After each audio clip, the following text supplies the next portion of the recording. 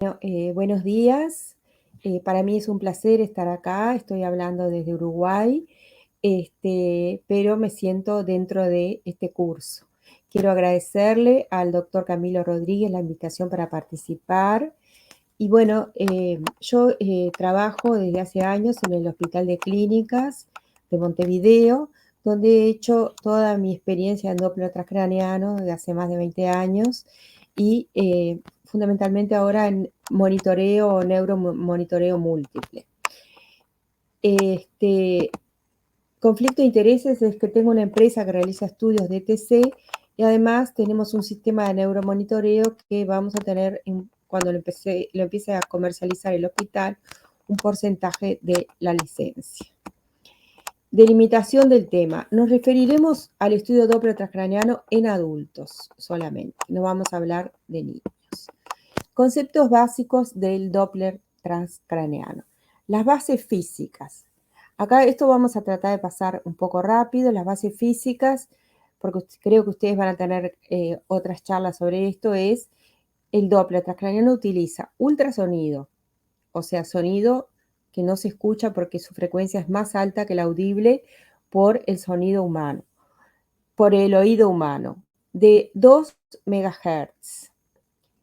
Y con ese sonido se dirige hacia los vasos y las partículas que se mueven dentro de los vasos reflejan ese ultrasonido y el cambio en esa frecuencia de la onda emitida de 2 MHz va a decirnos qué velocidad tienen esas partículas.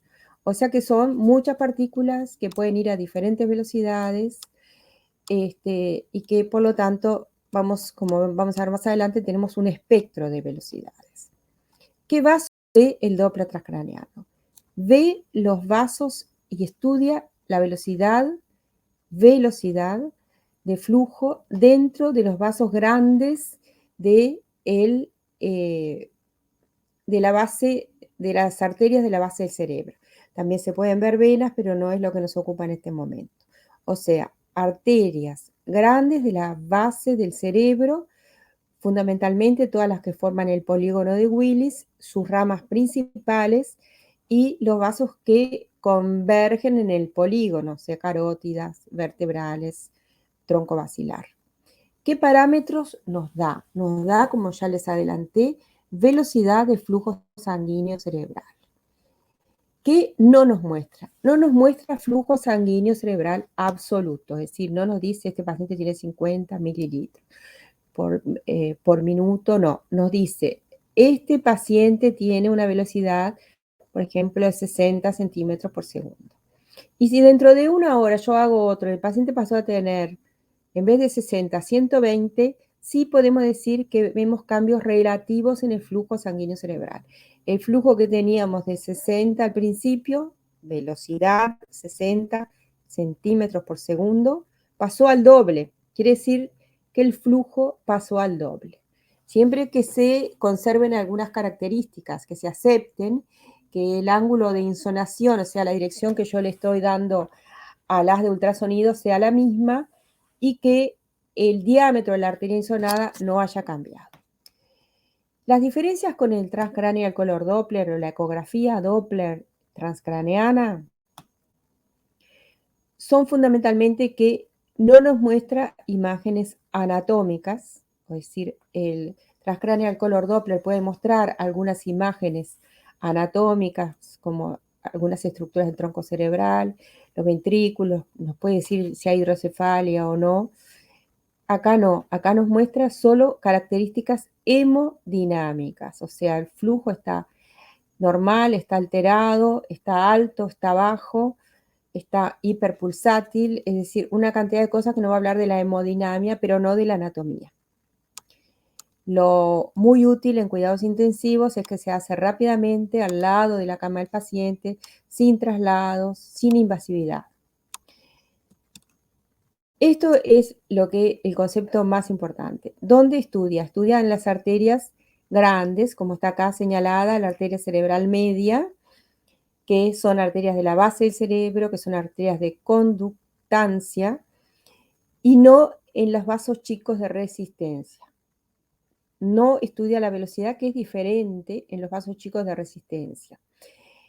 Sí, en forma indirecta, si los vasos pequeños de resistencia están contraídos, ¿qué va a pasar con el flujo? Lo va a frenar. El flujo a través de la arteria va a tardar más en atravesar hasta el capilar, ¿verdad? Si en cambio están dilatados estos vasos, el flujo va a pasar más fácilmente, por lo tanto la velocidad va a ser más alta. O sea, de forma indirecta podemos hablar de esos vasos pequeños, pero ¿dónde lo mide? En un segmento de la arteria que el operador va a elegir, de las arterias grandes. Esto es el espectro que se ve. En el display del Doppler lo que se ve es una gráfica que en las abscisas tiene el tiempo, en el cual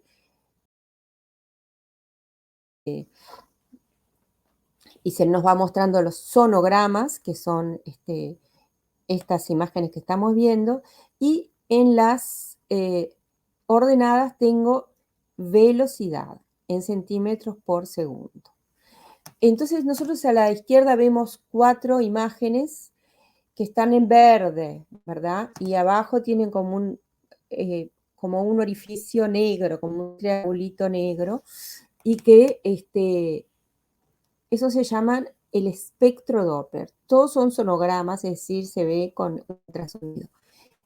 Pero ese es el espectro porque muestra todas las velocidades que hay, ¿verdad? En ese segmento de arteria que estoy insonando. Y luego se elige, porque es muy complicado calcular un valor promedio de todos esos puntitos, o sea, se elige los puntitos con velocidad más alta, entonces se hace lo que se llama la envolvente del espectro. Y de esa envolvente que se ve a la derecha, en blanco, de eso es donde se mide una velocidad sistólica pico, una velocidad diastólica final, que están señaladas con las flechas, y una velocidad media, que es la media en el tiempo de todas estas. O sea, esto sería un Doppler transcraniano normal, ¿verdad? Con una velocidad media de 45, una velocidad diastólica final de 34 y una velocidad sistólica pico de 66. Un índice de pulsatilidad, que es lo otro importante, de 0,71. Nosotros no vamos a entrar demasiado en ese tema porque vamos a hablar más del protocolo de insonación. Nosotros acá atrás vimos que era un flujo positivo, es decir, del 0, cuando vemos fundamentalmente en la envolvente, del 0 hacia arriba, ¿verdad? El envolvente no llega a 0, nunca, y esto quiere decir que el flujo va siempre hacia adelante, no se detiene nunca en condiciones normales, y cuando está bajando su velocidad viene otro impulso con otra sístole enviada del corazón, o un pulso que nos llega de un volumen de sangre que lo empuja nuevamente. O sea, de esa es la manera en que va circulando la sangre, a mucha velocidad. Por convención, si nosotros estamos insonando una arteria y dentro de esa arteria el flujo viene en la dirección, se acerca al transductor, se le da un valor positivo, como ustedes vieron en la imagen. Y si va en sentido contrario, es negativo. En las bifurcaciones arteriales se ve un flujo bidireccional. Se asume, como les dije, un diámetro del vaso estudiado relativamente constante, y de esta manera los cambios de velocidad de flujo son directamente proporcionales a los cambios de flujo sanguíneo absoluto, pero directamente proporcionales, no me da valores absolutos. Y la segunda condición para poder aceptar esto es que el transductor debe permanecer fijo sin cambios en su angulación. ¿Cómo se identifican los vasos con el Doppler transcraneano? Por las características de la señal encontrada, que ya vamos a hablar de ella. Si es positiva, si es negativa. Por la topografía, en qué ventana ultrasónica, que ya vamos a hablar de ellas, lo vemos, en qué dirección yo estoy emitiendo el ultrasonido, la profundidad donde se coloca la muestra, porque esto, como vamos a ver, es un Doppler pulsado, y la respuesta a maniobras de compresión y de vibración, que prácticamente en medicina intensiva las de vibración no se usan. Las características de la señal. Si la señal encontrada es positiva, quiere decir, como ya dijimos, que la sangre viene hacia el traductor. Si es negativa, en sentido contrario. Uso frecuente en cuidados intensivos. Detectar hipertensión intracraneal. Eso es muy importante y cambia la forma del sonograma. Diagnosticar rápidamente el paro circulatorio cerebral, colaborando así con el diagnóstico de muerte encefálica. El vasoespasmo lo diagnostica y lo permite seguirlo. No es solo en la hemorragia subaracnoidea, es también en el trauma y también en las infecciones del sistema nervioso central que hay vasoespasmo. En el ACV también es de gran utilidad, monitoriza las microembolias, monitoriza la recanalización arterial, inclusive puede aumentar la acción, lo que se ha llamado sonotrombolisis. Puede estudiar shunt derecha-izquierda en el ACV criptogenético y puede estudiar la autorregulación y con el monitoreo continuo integrado también puede estudiar la presión crítica de cierre, reactividad del CO2, la constante de tiempo de la circulación cerebral. Todo eso se usa en cuidados intensivos. El ultrasonido es pulsado. ¿Qué quiere decir ultrasonido pulsado? Es que el operador toma el transductor y en el aparato configura, quiero ver a 43 milímetros de profundidad qué arteria hay. Y no va a haber nada más que a los 43 milímetros. Unas van de 5 en 5 milímetros, otras van de a milímetro, pero solo tiene la posibilidad de decir, me poso en este segmento de la arteria y veo solamente cómo circula la sangre ahí. Por eso el operador tiene que ir cambiando la profundidad e ir examinándola todo a lo largo del vaso. Por lo tanto, debe conocer qué vaso va a buscar, debe saber a través de qué ventana lo va a buscar y a qué profundidad. Esa es angulación del transductor y por eso se ha dicho que es operador dependiente. El operador debe saber lo que va a buscar. No quiere decir esto que sea operador dependiente, porque si yo pongo algo y veo una imagen preciosa, si no sé lo que es, tampoco la puedo interpretar. El modo M es otra cosa que tienen que conocer y que les voy a mostrar hoy, que el modo M es una manera que facilita un poco la acción del operador cuando éste tiene menos experiencia. Muestra dos sectores en el display del aparato del equipo. En el sector principal se ve el sonograma, o sea, lo que yo ya les mostré, el espectro, la envolvente, los valores, ¿verdad?, del lugar específico donde estoy buscando. Y en el display de modo M, ¿qué se ve? Se ve, en vez de velocidad, como vemos arriba, vemos profundidad. Y en las abscisas vemos el tiempo. De esta manera se emiten, en vez de un haz ultrasónico, más de 30 haces ultrasónicos de Doppler pulsado que cada uno examina en una profundidad diferente todo ese trayecto en el que va. Yo le pongo, por ejemplo, vamos a ver entre 20 y 80 milímetros de profundidad y dirijo en determinada dirección ese haz. Entonces ese haz va a escanear a lo largo del trayecto si se ve alguna movilidad de partículas sanguíneas. Y si se ve algo, lo va a poner a qué profundidad lo ve a lo largo del tiempo. Si viene hacia mí, lo va a poner en rojo y si va en sentido contrario, lo va a poner en azul. No me va a mostrar todo el espectro, solamente color azul o color rojo. Entonces el operador va a decir, bueno, en este sentido estoy bastante bien y puedo elegir además un punto que esté bien rojo, que esté bien claro y decir, bueno, quiero ir acá, que esté a una profundidad que a mí me interesa.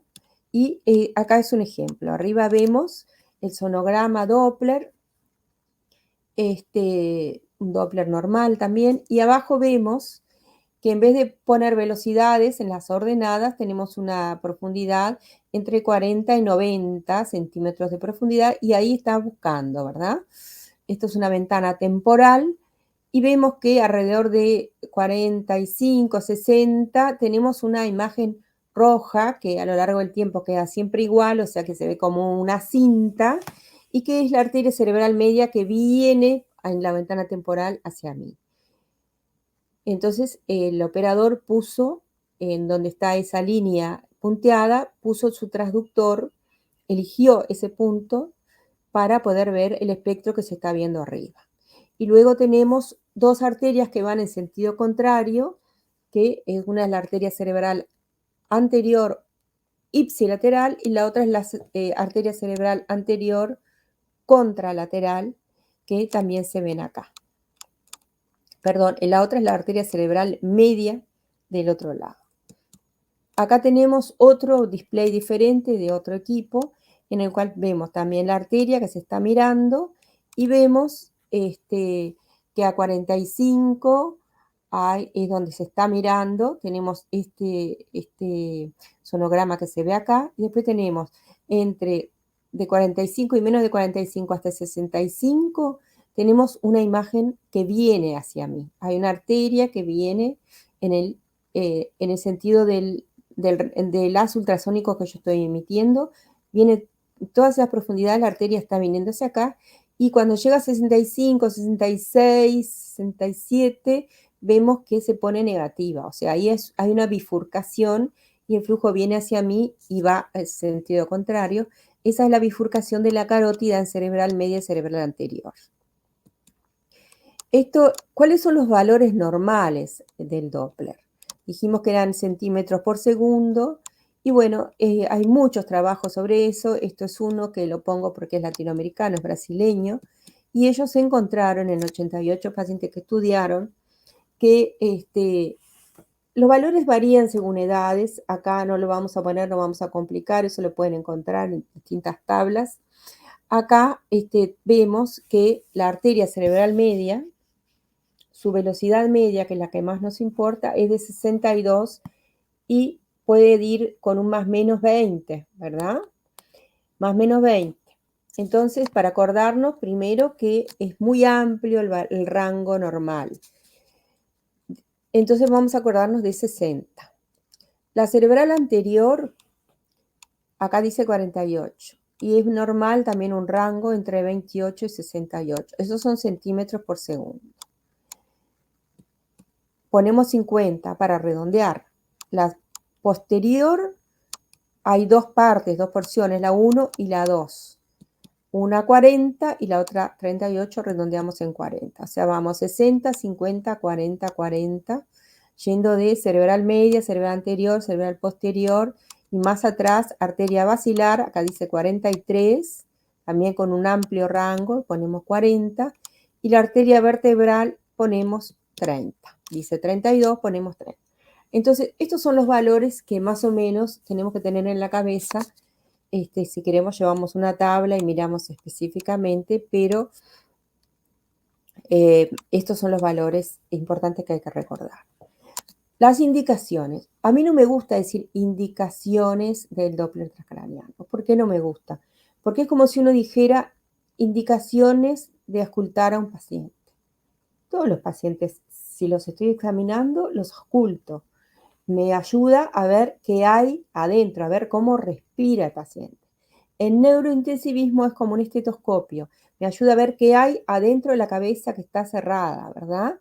Cómo circula la sangre. Eso es importantísimo. No podemos decir, por lo tanto, que son indicaciones, pero hay usos principales en medicina intensiva.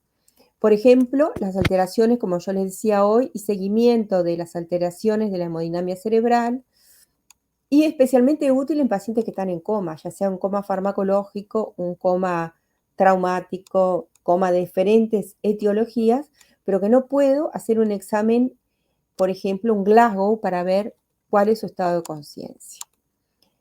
El Doppler transcraneano, ya dijimos que no muestra imágenes anatómicas, sino imágenes de velocidad circulatoria dentro de las arterias grandes.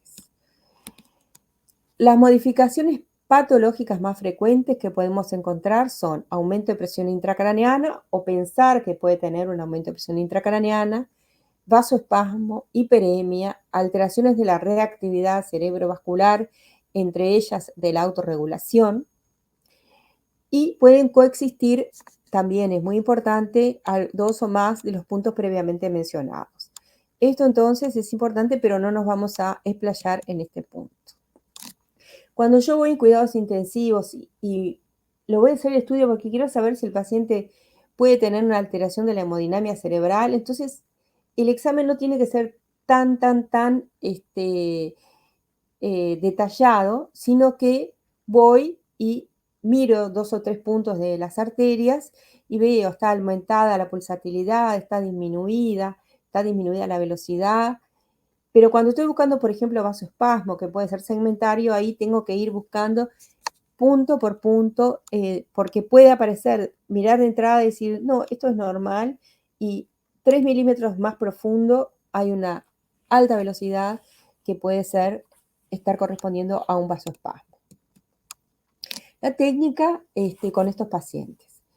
A diferencia del examen, la técnica en el paciente neurológico que va a un consultorio, en cuidados intensivos tenemos el paciente en una cama con una cabeza 30 grados, rodeado de cables, catéteres. Entonces, esa posición que se dice parado atrás del paciente, el paciente sentado, eso nunca, y aunque fuera el paciente acostado, muchas veces no me puedo poner o desenchufo cosas o corto cosas cuando me pongo atrás del paciente. Yo lo hice mucho tiempo, pero en realidad, sabiendo hacia dónde se tiene que dirigir la acción del transductor, no es necesario. O sea, tienen que ponerse donde sea más cómodo para ustedes hacer el estudio. Del lado inclusive del que está el paciente. Esto es un cráneo, un transductor Doppler colocado, ¿verdad? Y acá vemos, ya vamos a ver más imágenes, acá vemos la carótida que se divide en cerebral media y cerebral anterior. Del otro lado lo mismo, cerebral media, cerebral anterior, y por atrás vemos a través del agujero occipital pasar las arterias vertebrales que se unen en el tronco basilar o arteria basilar, que a su vez, luego de un trayecto, se divide en las dos cerebrales posteriores, formando así las cerebrales posteriores, las cerebrales anteriores, ¿verdad? La bifurcación carotidia, las comunicantes posteriores y la comunicante anterior, formando el polígono de Willis. Esto, como saben, el polígono de Willis se ve en un completo, se ve en un 20-25% de las personas. No siempre es así. Entonces, estas son las ventanas. La ventana de fondo está por encima de la arcada cigomática, por delante del oído, por detrás del ojo. La ventana occipital atraviesa el agujero occipital, se llama también transforaminal, y la ventana orbitaria es a través de la órbita, aprovechando que es muy finito el hueso de la órbita posterior, la pared posterior de la órbita. De esta manera, ¿de qué son las ventanas ultrasónicas óseas? Son zonas muy finas de la pared ósea donde el ultrasonido puede pasar. Puede pasar o inclusive hay orificios, ¿verdad? Pero fundamentalmente son zonas finas de la pared ósea. Por lo tanto, antes se pensaba que el ultrasonido no pasaba. Esto es un cráneo enorme que me encontré mientras visitaba un mercado en Ciudad de México, y no perdí la oportunidad de mostrarles dónde es la ventana temporal. Esta es la ventana temporal que está, como vemos, por encima de la arcada cigomática, por detrás del ojo y por delante, que acá no se ve, del conducto auditivo externo. La ventana temporal, entonces, ya les dije dónde estaba, y es bastante grande, por lo tanto yo puedo tratar de atravesarla por su parte anterior, media, posterior, inclusive por una porción frontal que va variando según el paciente. Y siempre tengo que dirigir el haz ultrasónico un poquito hacia arriba para ver la cerebral media, ¿tá? Este es un trabajo importante que habla, entre otras cosas, de las características de las ventanas y cómo transiluminó una cantidad de cráneos, ¿verdad? Y acá ven las diferencias, un cráneo transiluminado con una ventana enorme que tiene fino el hueso y del otro lado una ventana temporal más pequeña. Y acá tenemos asimetrías de un lado y del otro de un mismo cráneo, también pueden existir. Entonces, hay que saber eso, hay que saber dónde está la ventana temporal, la más importante de todas, en Doppler transcraneano. Ya vamos a ver las otras. Y a través de ella vemos también la arteria más importante, que es la arteria cerebral media. También vemos otras. Esta es un Doppler transcraneano en un paciente crítico con una hemorragia subaracnoidea. Y acá se está viendo el transductor. Acá hay una cosa que me gustaría corregir, que es que el transductor tiene que... La mano del operador, que últimamente siempre usamos guantes, ¿verdad? Tiene que apoyar contra la piel del paciente para no cansarse y para no moverse el ángulo, ¿verdad? Acá no está apoyado. Entonces, acá vemos que se dirige hacia adentro, en este caso un poquito hacia atrás, en sentido anatómico, porque vemos que está un poco adelante en la ventana. Esta es otra ventana que no les voy a hablar más que en esta diapositiva, que es la ventana submentoniana, que sirve para hacer el índice de Lindegaard, que lo van a ver cuando vean vasoespasmo, ¿verdad? Que mide la velocidad en la arteria carótida interna antes de entrar a la cavidad craneana. O sea, en el punto donde está entrando, se usa también Doppler pulsado, es decir, yo le tengo que decir a qué profundidad. Y hay muchos equipos que lo tienen preconfigurado como para usarlo con el Doppler continuo, y eso no sirve, está descrito por Aslid, que fue quien lo describió, con Doppler pulsado, una profundidad de 45 milímetros de profundidad. Se pone por debajo del ángulo de la mandíbula, por debajo, apuntando hacia arriba, sentido anatómico siempre, un poquito hacia adentro, ¿verdad? Y esa es, vamos a encontrar la arteria cerebral, la arteria carótida interna, extracraneana, cuando está por entrar y sirve para cuando vean vasoespasmo, hiperemia, etc. Esto ya lo hablamos todo. Esto es el polígono, el sector posterior y el sector posterior. A la izquierda vemos, un poco para repasar, acá viene la carótida, su rama terminal de la carótida es la arteria cerebral media, y ahí se bifurca o sale la arteria cerebral anterior. La arteria cerebral anterior de un lado y del otro, la porción 1 es la que estudiamos con Doppler transcraneano. ¿Se acuerdan que está por el lado de atrás viene la arteria basilar y se bifurca, ¿verdad? En las dos cerebrales posteriores, que a su vez se comunican con la carótida y así forman el polígono por la comunicante posterior. Esta es la comunicante posterior. Este sería un polígono completo. Y el sector posterior está dado por las arterias vertebrales, que recordemos que salen de las subclavias, el tronco basilar o arteria basilar, que al final, en el top de la basilar, se dividen en las dos cerebrales posteriores, que es P1 antes de la comunicante posterior y P2 después. Eso es lo que hay que recordar más o menos de todo esto. Y me falta el sifón carotidio, que lo van a ver más adelante. Esto es un poco lo mismo. Esto es las diferentes porciones de la ventana temporal, ¿verdad? Frontal, anterior, media y posterior. Acá está el conducto auditivo externo, el ojo, la órbita y la arcada cigomática.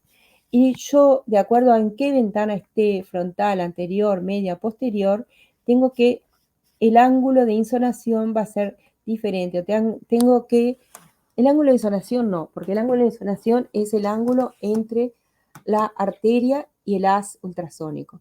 El ángulo con la piel va a ser diferente, o sea, si estoy muy adelante tengo que dirigirlo hacia atrás, si estoy muy atrás tengo que dirigirlo hacia adelante, si estoy en la ventana, en la zona media de la ventana, lo puedo dirigir directamente hacia adentro, siempre en todos los casos de las ventanas anterior, media, posterior, fundamentalmente un poco hacia arriba.